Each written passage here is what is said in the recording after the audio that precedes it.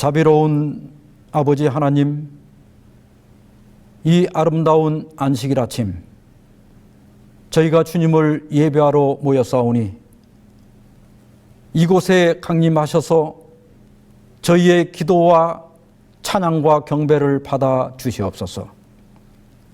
오늘도 저희가 주의 말씀을 기다리오니 주여 우리에게 말씀해 주셔서 이 말씀이 어둡고 어지러운 세상에서 우리 발에 등불이 되게 해 주시옵소서.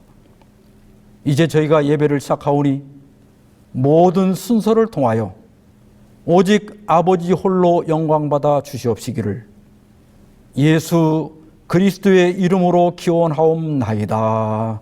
아멘. 교동문 790장 재림. 그러므로 깨어 있으라. 어느 날에 너희 주가 임할는지 너희가 알지 못함이니라. 너희도 아는 바니 만일 집주인이 도둑이 어느 시각에 올 줄을 알았더라면 깨어 있어 그 집을 뚫지 못하게 하였으리라. 이러므로 너희도 준비하고 있으라. 생각하지 않은 때에 인자가 오리라. 충성되고 지혜 있는 종이 되어 주인에게 그 집 사람들을 맡아 때를 따라 양식을 나눠줄 자가 누구냐? 주인이 올 때에 그 종이 이렇게 하는 것을 보면 그 종이 복이 있으리로다.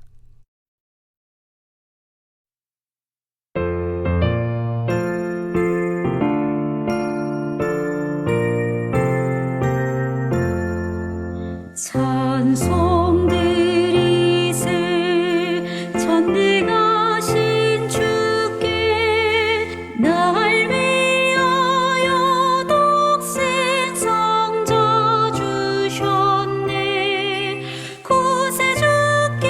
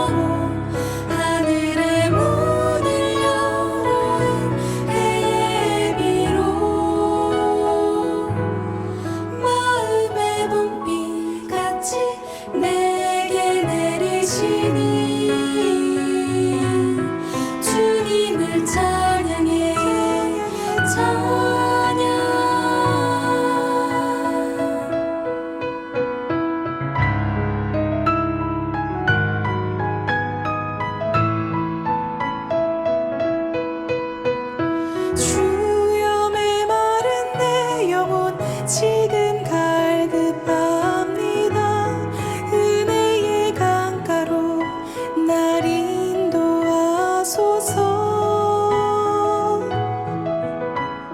목마른 사슴에 매듯 주를 찾기 원하네. 정결한 샘물로 나를 이끄소서. 주는 토기장이 나는 치는 빚으소서. 주 영상 나타내기 원해. 내 갈급한 목마른 내 영혼 하늘의 문을 열어 해의 비로 마음의 봄비같이 내게 내리시니 주님을 찬양해. 목마른 자들아 내게 오라. 주 말씀하셨네. 생명수 마시는 자 목마름 없으리.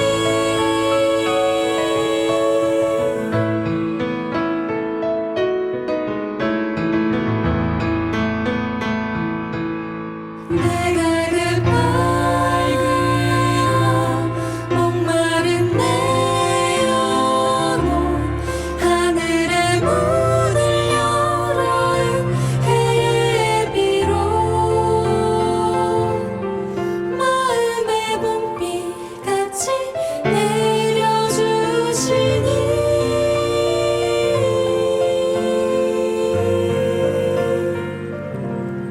주님을 찬양해.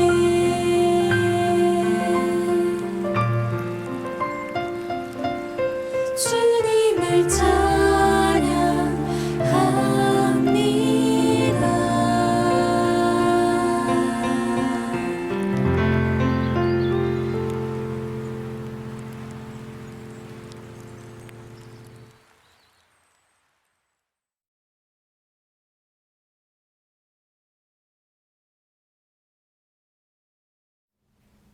올해도 벌써 반이 지나갔습니다.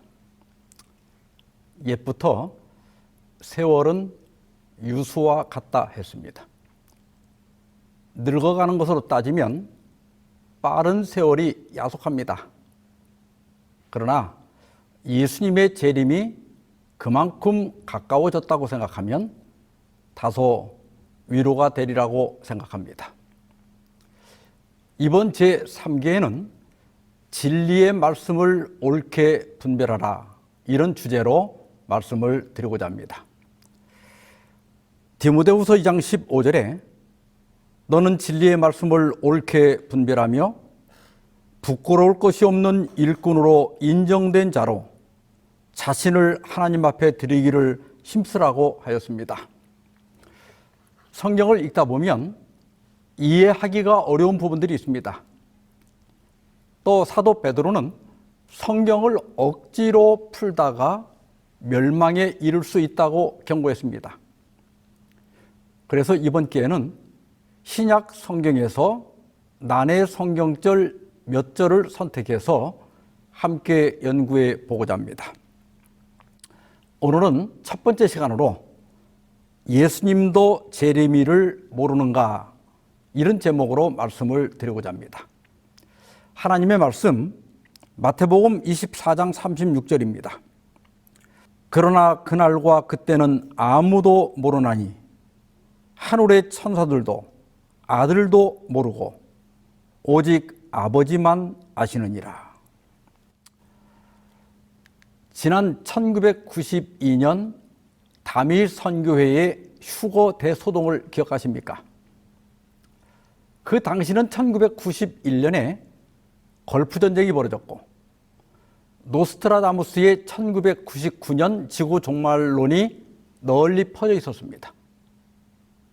또한 밀레니엄 버그로 알려진 Y2K 문제로 사회적 불안감이 있었고 기독교 안에서도 육천년설 등과 결부하여 지구 역사가 2000년 안에는 끝날 것이라고 하는 막연한 인식이 퍼져 있었습니다.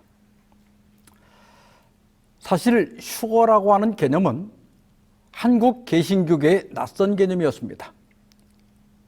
그런데 생명의 말씀사에서 번역 일을 하던 이장님 목사님이 어니스트 앵글리의 소설 제목인 랩처들을 휴거로 번역하면서 널리 알려지게 되었습니다. 이 목사님은 노스트라다무스의 예언과 일부 성경 예언, 그리고 몇 고등학생들의 묵시 등을 근거로 1992년 10월 28일 재림설을 주장했습니다. 그리고 다가올 미래를 준비하라는 의미의 다미 선교회를 만들어서 대대적인 홍보 활동을 벌였습니다. 많은 사람들이 오늘 본문을 근거로 재림의 날을 알 수 없다고 반박하자 이렇게 주장했습니다. 인간의 지혜와 지식으로 주님이 오실 때를 누구도 정확히 알 수 없으며 또한 억지로 알려고 해서도 안 됩니다. 나름대로 성경을 연구하여 그때를 말했다가 빗나간 예는 많습니다. 그러나 전능하신 하나님께서 알려주시면 우리는 그때를 알 수 있습니다. 성경에는 하나님께서 우리에게 장래일을 알려주시며 알 수 있다는 구절이 많이 있습니다. 어제나 오늘이나 영원히 동일하신 하나님께서는 노아 홍수가 나기 전에 노아에게 계시하셨고 소돔성이 멸망하기 전에 롯에게 알려주셨듯이 인류 역사상 가장 충격적이고 장엄한 사건이 될 휴거를 앞두고 휴거될 사랑하는 신부들에게는 어떤 방법으로든지 휴거의 때를 알려주시리라 믿습니다. 지금도 기도하는 수많은 하나님의 종과 성도들에게 92년 10월 28일 24시에 휴거가 있음을 계시로, 환상으로, 꿈으로, 음성으로 여러 가지 방법으로 알려주시고 계십니다. 재림의 날을 누구도 정확히 알 수 없고 억지로 알려고 해서도 안 된다. 여기까지가 예수님의 말씀입니다. 그러나 하나님이 알려주시면 알 수 있다. 이것은 자기 생각을 덧붙인 거짓말입니다. 그런데도 많은 사람들이 이 주장에 미혹되었습니다. 1992년 10월 28일이 되자 우리나라 주요 방송들이 서울 성산동에 있는 다미 선교회 현장을 생중계했고 CNN 등 각종 외신들도 취재에 나섰습니다. 그 당시 1992년 종말론을 신봉한 신자 수는 약 2만 명 정도 되고 그 영향권 내에 있는 개신교 신자 수가 약 10만 명 정도 되었다고 합니다. 당연히 휴거는 없었습니다. KBS 뉴스 앵커는 휴거의 기적을 기다렸으나 아무 일도 일어나지 않아서 각자의 집으로 돌아갔습니다. 라고 말했습니다. 이날 KBS 뉴스의 헤드라인은 종말론의 종말이었습니다. 맞습니다. 거짓 휴거설은 이날로 종말을 맞았습니다. 그러나 휴거설 소동은 예언 전도에도 큰 타격을 가했습니다. 1980년대부터 시작해서 1990년대까지 예언 전도회를 참 많이 했습니다. 그때 많은 분들이 예언 전도회를 통해서 진리를 깨닫고 재림교인이 되었습니다. 그러나 휴거 소동으로 예언에 대한 불신이 생겼어요. 그래서 예언 전도도 그 힘을 상실하게 되었습니다. 그러면 휴거 소동 이후에 재림의 시기를 정하는 일이 사라졌을까? 독일의 철학자 헤겔은 인간은 역사를 쓰기는 하지만 역사로부터 교훈을 얻지는 못한다고 하였습니다. 이것은 신앙에서도 마찬가지입니다.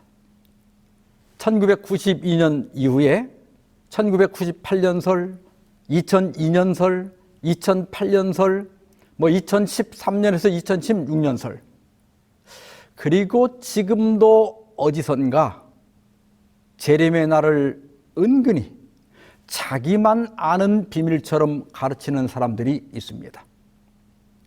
그리고 참 신기한 것은 그때마다 미혹되는 사람들이 반드시 있다는 겁니다. 복음전도 220페이지입니다. 그날과 그때는 아무도 모르므로 그 시기가 언제 이를 것인지 한 사람도 정확히 예언할 수 없을 것이다. 그대들은 주님께서 1년, 2년 또는 5년 안으로 오실 것이라든지 주님의 재림의 시기가 10년이나 20년 후로 지체될 것이라고 말할 수 없을 것이다. 우리는 성령을 부어주시는 일과 그리스도의 재림에 대한 정확한 시간을 알려고 해서는 안 된다. 우리 재림교회는 밖에서 비판하는 것처럼 시한부 종말론을 근거로 시작된 교회가 아닙니다. 재림교회는 1844년 대실망 이후에 시한부 종말론을 극복하면서 일어난 교회입니다. 우리는 예수께서 말씀하신 징조들을 통해서 재림의 날이 임박한 것을 믿습니다. 그러나 마지막 때까지 재림의 날을 알 수 있는 사람은 단 한 사람도 없다는 것을 믿습니다. 엘렌 화이트는 요한계시록 10장을 주석하면서 이렇게 말했습니다. 정한 때에 관한 또 다른 기별은 없을 것이다. 1842년에서 1844년에 이르는 기간 후로는 더 이상 확정적인 예언의 때가 없을 것이다. 가장 멀리까지 미치는 시간 계산은 1844년 가을까지이다. 여러분, 성경의 모든 예언적 시기는 1844년에 다 끝났다는 겁니다. 이후로는 어떠한 예언적 시기가 없습니다. 그래서 이 시기를 가리켜서 은혜의 시기라고 부릅니다. 지금은 정해진 때가 없는 시기, 하나님의 은혜로 우리가 누리는 시기입니다. 그럼에도 불구하고 거듭해서 재림의 시기를 정하는 사람들이 있었습니다. 최근까지도 재림의 시기를 정한 평신도들이 간간히 있습니다. 사실 여러 명 있어요. 그런 것들은 다 생략하고 이미 한 세대가 지나간 시기파의 1964년 재림설을 봅시다. 그때 시기파는 무엇을 근거로 1964년 재림설을 주장했을까요? 창세기 6장 3절에 보면 그들의 날은 120년이 되리라고 하였습니다. 그래서 1844년에다가 120년을 더해서 1964년 재림설을 주장한 겁니다. 여러분, 이 얼마나 황당한 주장입니까? 그런데도 많은 사람들이 이 주장에 미혹되었습니다. 어떻게 됐을까요? 당연히 실패했죠. 그러면 여기서 끝나는 게 상식 아닙니까? 그러나 헤겔의 말처럼 역사로부터 교훈을 얻지 못하는 것이 우리 인간입니다. 이번에는 노아가 방주에 들어가고 7일 후에 홍수가 났다. 그래서 1964년에다가 7일이 아니라 7년을 더해서 1971년설을 주장했습니다.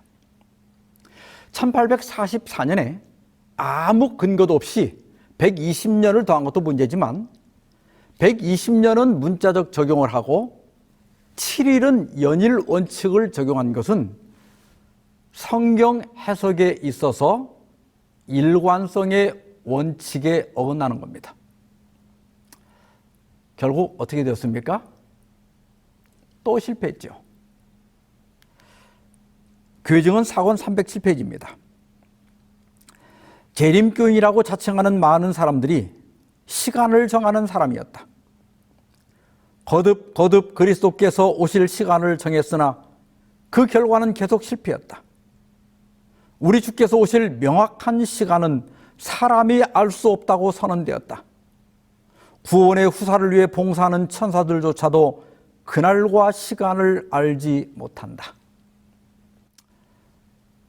이제는 재림의 시기를 정하는 일은 절대 없어야 하지 않나요? 그런데 놀랍게도 지금도 은근히 늦은 비 성령이나 재림의 시기를 암시하는 평신도들이 있습니다. 왜 그럴까요? 사도 바울은 밀레도에서 에베소 교회 장로들을 만나서 이렇게 경고했습니다. 또한 너희 중에서도 제자들을 끌어 자기를 좇게 하려고 어그러진 말을 하는 사람들이 일어날 줄을 내가 아노니. 여기 어그러진 말은 원문에 디아스트레포인데 비틀다, 왜곡하다, 혼란하게 하다, 옳은 길에서 벗어나 빗나가게 하다, 이런 뜻입니다. 진리를 왜 비틀고 왜곡하고 혼란하게 합니까? 자기를 좇게 하려고 그러는 겁니다. 특정 집단을 이끌고 있는 사람들은 심리적 강박증을 갖는 경향이 있습니다. 그래서 무언가 새롭고 자극적이고 쇼킹하고 확실한 것을 제시하려고 합니다. 어떤 특정 교리를 치우쳐 강조한다든지, 또 교회를 은근히 비방한다든지, 교회 지도자들을 온갖 거짓말로 음해하는 일을 서슴지 않습니다. 목사들이 신신학을 가르친다, 연합회가 뭔가를 숨기고 있다, 교회가 바벨론이 될 것이다, 하나님께서 촛대를 옮기신다, 어디로 가고 어떤 기별을 깨달아야 늦은비 성령을 받는다, 일요 법령이 언제 내린다, 요즘은 직통계시를 주장하는 평신도도 있다고 합니다. 계속 이런 주장을 하다가 약발이 떨어질 때가 되면 결국에 가서 재림일을 정하고 실패하고 흩어지는 일들을 반복합니다. 오늘 본문에서 예수님은 그 날과 그때, 즉 재림일은 아무도 모른다고 명백하게 말씀하셨습니다. 사람들뿐만 아니라 하늘의 천사들도, 심지어 아들도 모르고 오직 아버지만 아신다고 했습니다. 예수님이 이렇게 명백하게 말씀하셨는데도 재림의 날을 정하는 분들은 그러나 하면서 자기 주장을 합니다. 지금까지 그러나 하면서 재림일을 정한 사람들이 제시한 성경절들을 보면요, 아모스 3장 7절에 하나님께서 자기의 비밀을 그 종 선지자들에게는 보이신다고 했다. 또 전도서 8장 5절에 지혜자의 마음은 때와 판단을 분별한다고 했다. 요한복음 15장 15절에 내 친구인 너에게는 내 아버지께 들은 것을 다 알게 하신다고 했다. 요한복음 16장 13절에 진리의 성령이 오시면 장래일을 너에게 알리시라고 했다. 여러분, 이 성경절들은 재림일과 전혀 관련이 없는 말씀들입니다. 예수께서 말씀하신 그날과 그때는 아무도 모르고 여기서 끝나야 됩니다. 사도행전 1장 6절 7절입니다. 그들이 모였을 때 예수께 여쭈어 이르되 주께서 이스라엘 나라를 회복하심이 이때니까 하니 이르시되 때와 시기는 아버지께서 자기의 권한에 두셨으니 너희가 알 바 아니요. 때와 시기는 아버지의 권한이니 너희가 알 바 아니다. 이 말씀은 마지막 때까지 재림의 시기를 알려주는 일은 결코 없을 것이다. 그러므로 시기에 절대 관심을 갖지 말라는 뜻입니다. 왜 재림의 날을 알려주지 않으실까요? 가려 뽑은 기별 1권 189페이지입니다. 하나님께서는 때와 시기에 관하여는 당신 자신의 권한에 두셨다. 그러면 하나님께서 왜 이 지식을 우리들에게 주시지 않으셨을까? 그 이유는 비록 하나님께서 그 지식을 주셨을지라도 우리가 그 지식을 올바로 활용하지 않을 것이기 때문이었다. 천국은 요령으로 가는 것이 아닙니다.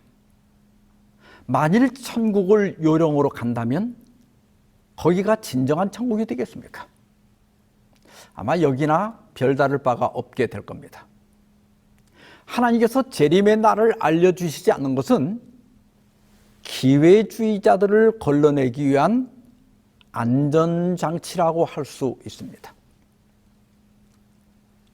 진정으로 구원받은 사람은 재림을 고대하긴 하지만 시기에 자극받지는 않습니다. 시기보다는 준비하는 일에 더 관심을 갖습니다. 예수님이 원하는 사람이 되기 위해 노력합니다. 이런 사람들이 천국에 가야 거기가 진짜 천국이 되지 않겠습니까? 자, 다시 본문으로 돌아가서요. 그러나 그날과 그때는 아무도 모르나니 하늘의 천사들도 아들도 모르고 오직 아버지만 아시느니라. 재림의 날은 첫째, 아무도 모른다. 재림의 날을 알 사람은 한 사람도 없습니다.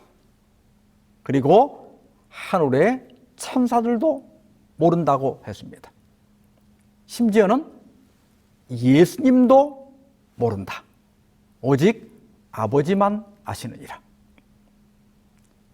그런데 사람도 모르고 천사들도 모르는 것은 이해가 됩니다. 그러나 예수님도 모르신다? 이건 좀 이상하지 않습니까? 이와 관련하여 영국 성공의 사제이며 신학학자인 리처드 프랑스는 그날의 중심적인 역할을 해야 할 그 아들이 그날이 언제가 될지 그분 자신도 모른다는 것은 놀라운 역설이다 그랬습니다. 여러분, 재림은 누가 오는 거죠? 예수님이 오시는 겁니다. 그런데 정작 예수님은 자신도 재림의 날을 모른다? 이건 여러분 정말 놀라운 역설입니다. 예수님의 이 말씀은 삼위일체 관점에서 이해하기가 쉽지 않습니다. 삼위일체는 각기 독립된 세 분이 계시지만은 본성은 하나라는 뜻입니다. 본성이 같은데 어떻게 재림일을 아버지는 아시는데 예수님은 모르실까? 그래서 기독교 초기부터 많은 신학자들이 해석을 내놓았습니다. 시리아 정교회 신학자 마버그 필록세누스는 예수님은 승천 후에 지혜와 권세에서 아버지와 하나가 되셨다, 이렇게 말했습니다. 또 4세기 밀라노 주교였던 암브로스는 아들도 모르고는 아리안주의자가 삽입한 것이라고 주장했습니다. 현재 영어 그 제임스 왕 역에는요, 아들도 모르고가 빠져 있습니다. 그러나 마가복음 13장 32절에도 아들도 모르고가 들어가 있기 때문에 우리 한글 성경이 맞습니다. 또 알렉산드리아 주교였던 아타나시우스는 예수께서 모르는 척 가장한 것이라고 주장했습니다. 삼일체 개념을 정립하는 데 결정적 역할을 했던 카파도기아인들은 아들은 아버지를 통해서만 날짜를 알 수 있고 스스로는 알지 못한다고 했습니다. 초대교회 교부였던 크리소스톰은 그냥 단순히 모른다고 부인한 것이라고 했고, 또 어떤 사람들은 여기 아들은 예수님 자신을 가르친 것이 아니라고 주장했습니다. 우리가 이 문제를 해결하기 위해서는 마태가 예수님에 대해 묘사한 것들을 모두 살펴볼 필요가 있습니다. 첫째, 마태는 예수께서 예루살렘의 멸망으로부터 최종적 재림 때까지 일어날 사건들을 아셨고 이를 예언하셨다고 기록하고 있습니다.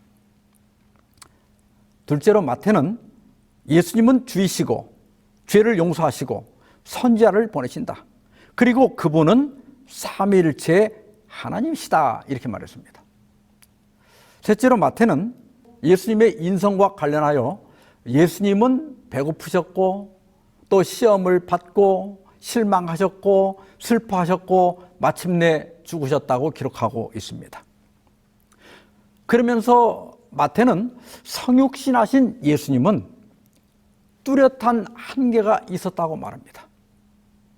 예수님은 지상에 계실 때 편지하지 않았고 이 지상에 어디나 있지 않았고 자신의 전능함과 전지함을 스스로 제안하셨다는 겁니다.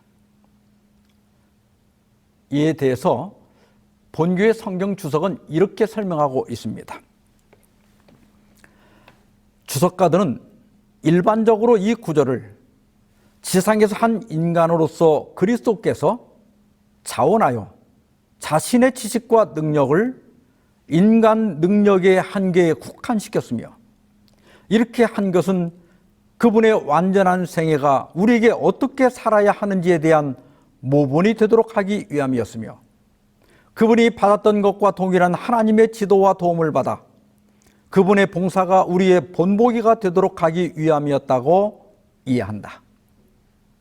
예수께서 우리의 모본이 되시기 위해 침례를 받으신 것처럼 또한 우리의 모본이 되시기 위해 자신의 지식과 능력을 인간의 능력의 한계에 국한시켰다는 겁니다. 예수님은 둘째 아담으로서 첫째 아담이 실패한 곳에서 승리하셔야 했습니다.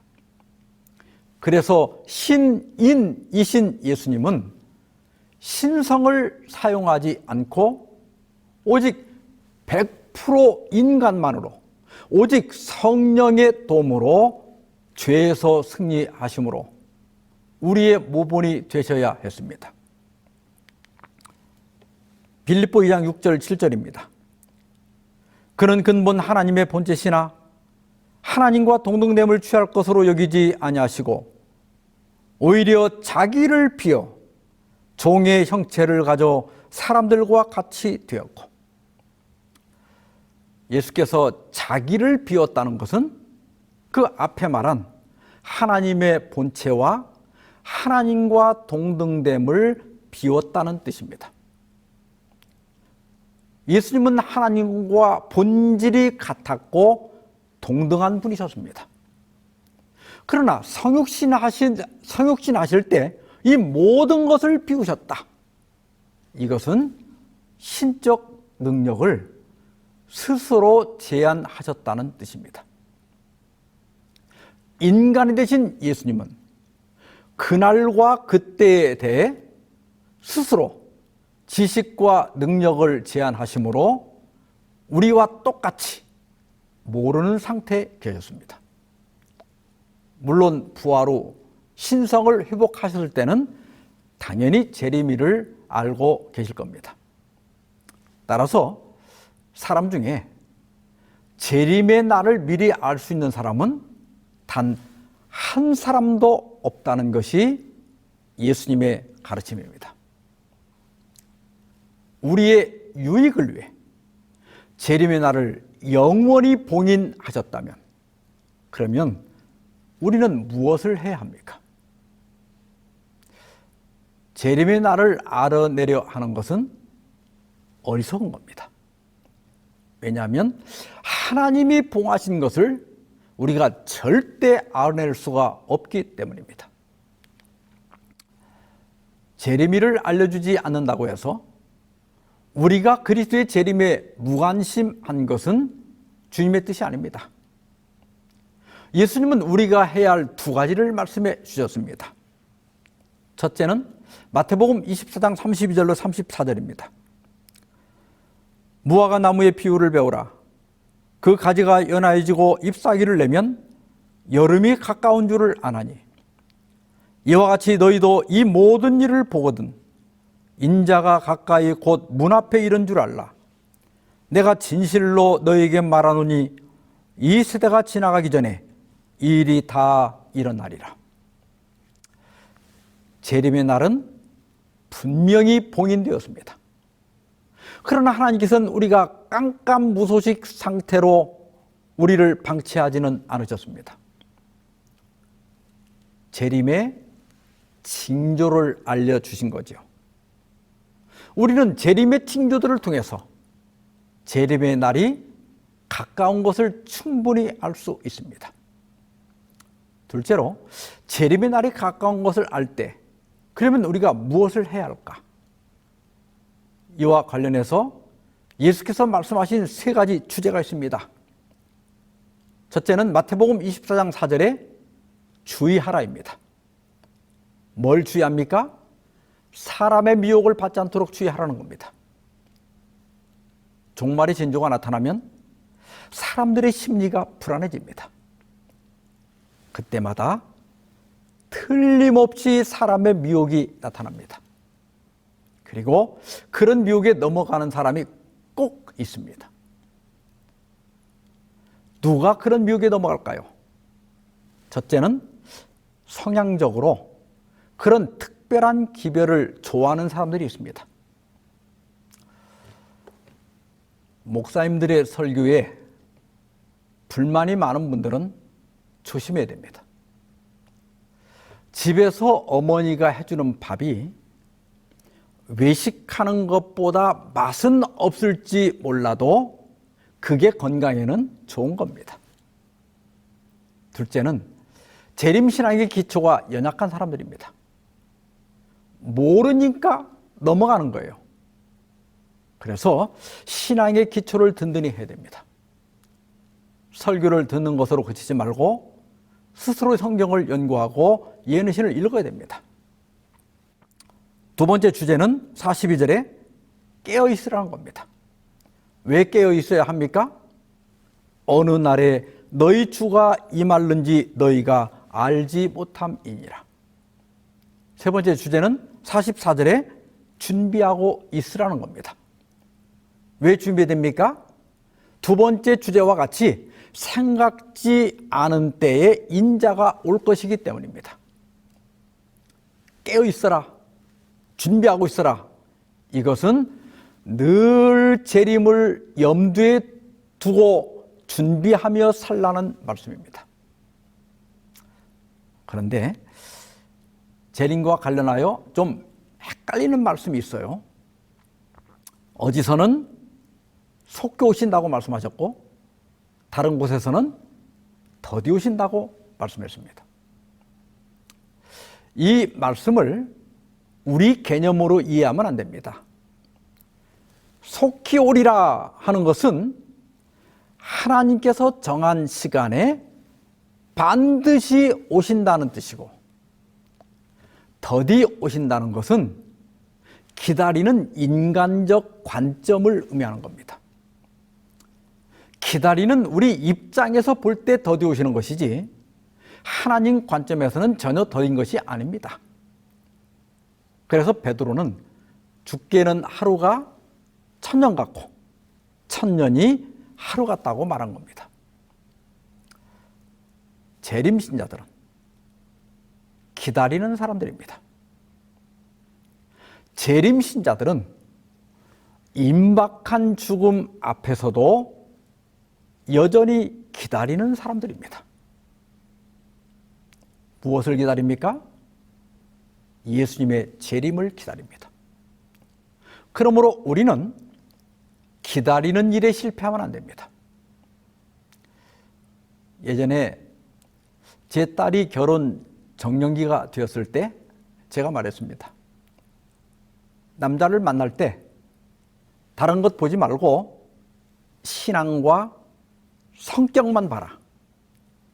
그러자 딸은 신앙은 교회 생활하는 것을 보면 대충 파악이 될 것 같은데 성격은 어떻게 알 수 있냐는 겁니다.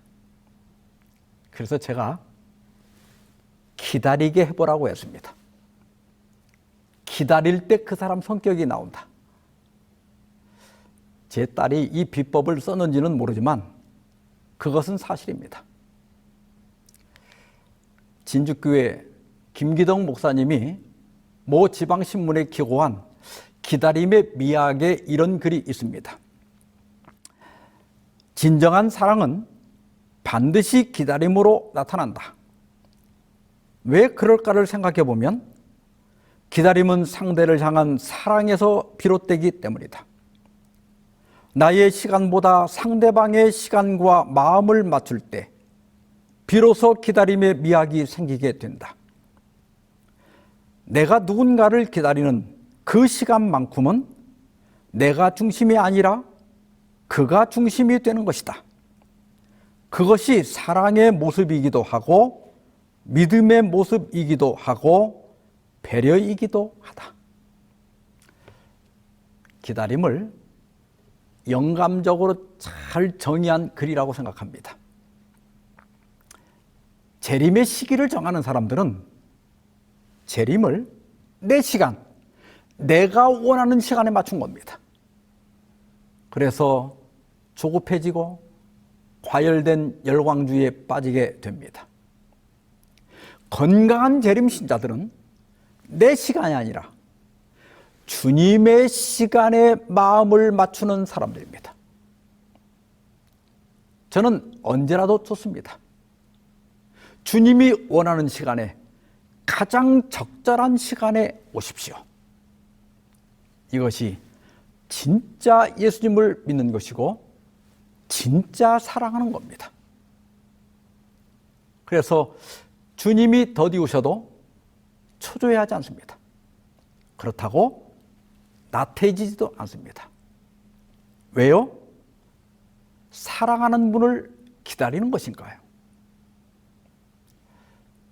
기다림에 대해 하일리 퀘로퍼는 이렇게 말했습니다.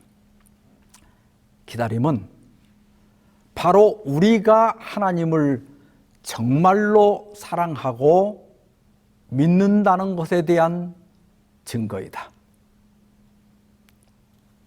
기다리는 일에 실패하지 않는 저와 여러분이 되기를 바라며 말씀을 마치겠습니다. 기도합시다. 자비하신 하나님 아버지, 우리에게 재림의 귀한 소망을 주셔서 감사합니다.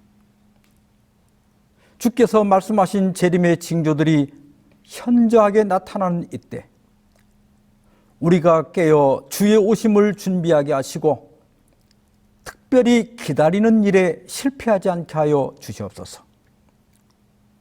사탄 마귀가 우는 사자와 같이 삼킬 자를 찾는 이때 주의 선한 백성들을 보호하사 사람의 미혹을 분별할 지혜를 허락해 주시옵소서. 머지않아 주님 공중에 나타나실 때 여기 머리 숙인 주의 백성들 한 사람도 잃어버린 바 되지 아니하고 모두 주의 나라에 들어갈 수 있도록 인도하여 주시옵시기를 우리 주 예수 그리스도의 이름으로 간절히 기도하옵나이다. 아멘.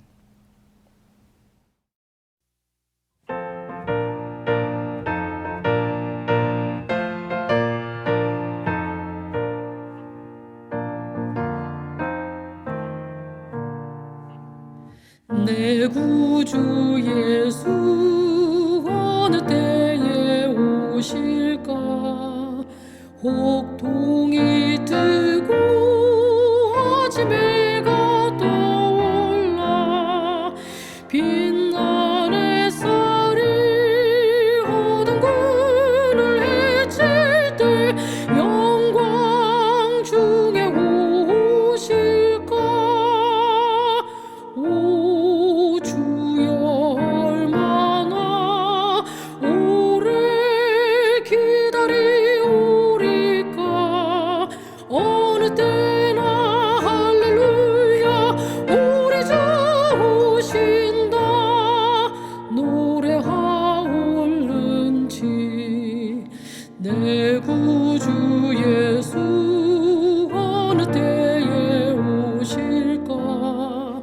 혹대 낮에나 혹은 해질 때에나 어두운 밤에나 새벽동이 틀 때에 영광 중에 오실까. 오 주여 얼마나 오래 기다리오리까. 어느 때나 할렐루야 우리 주 오신다. 노래하올는지 오 즐겁도다. 기쁨 한량없도다. 사망과 질병 슬픔 없어지는 날 흰 구름 속에 우리 주님 맞아서 길이 함께 살겠네. 오 주여 얼마나 오래 기다리오리까. 어느 때나 할렐루야 우리 주 오신다. 노래하올는지.